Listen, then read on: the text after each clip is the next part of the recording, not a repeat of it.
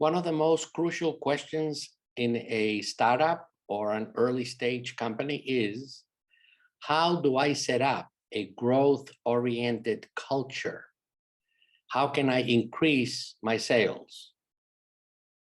That is one of the most interesting questions and most fundamental questions that managers and executives can ask.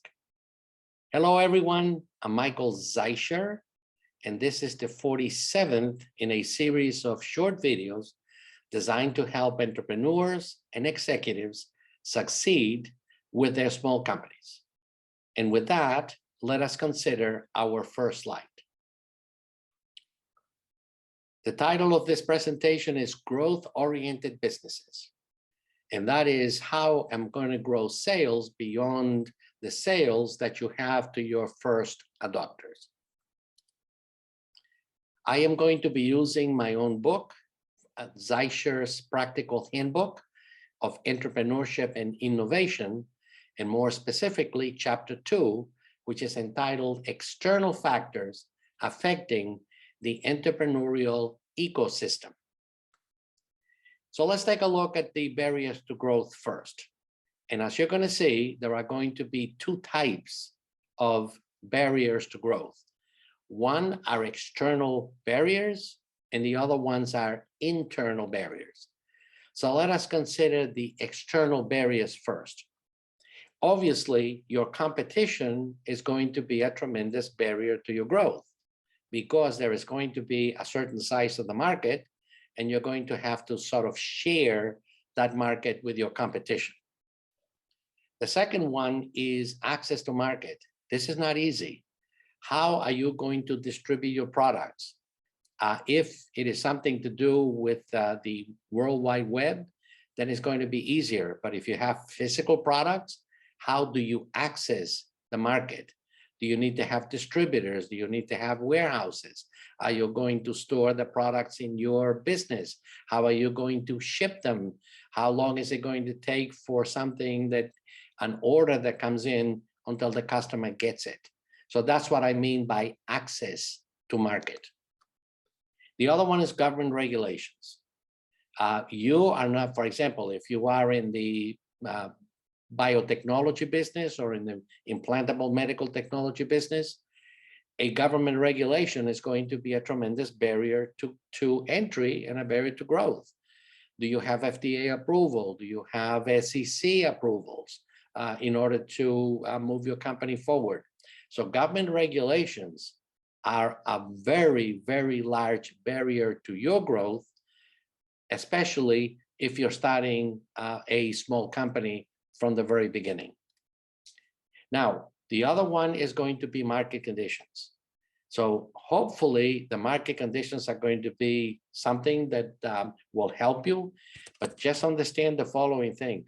Many big companies started during recessions. And I think that the four most great examples that I can give you, Hewlett-Packard, FedEx, CNN, Microsoft, they all started during times of economic distress. So market conditions are sometimes positive and you can start a business, and sometimes negative and you can still start your business. Now let's take a look at the internal growth to market. Obviously, one of the greatest ones is your funding. Are you going to be able to have enough money to grow? Growth takes money. You have to spend money to make money. So do you have adequate funding in order to be able to sustain whatever growth you have in mind? Management capability. Do you have a team in place that are going to be able to allow you to grow?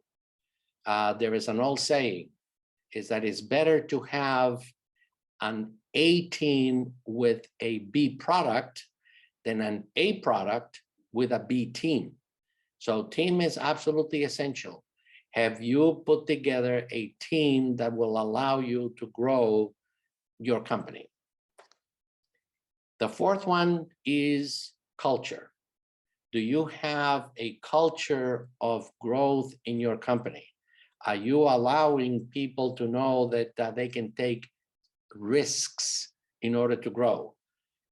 Growing this demands risk, and risk usually is a problem for most companies and most people. And the other one, which is we actually had an entire video on that, is innovative products. If you're going to grow, do you have me tools or do you have innovative products? Products that are going to disrupt the market, products that are going to be highly needed in the marketplace. And do you have a solution for those needs in the market?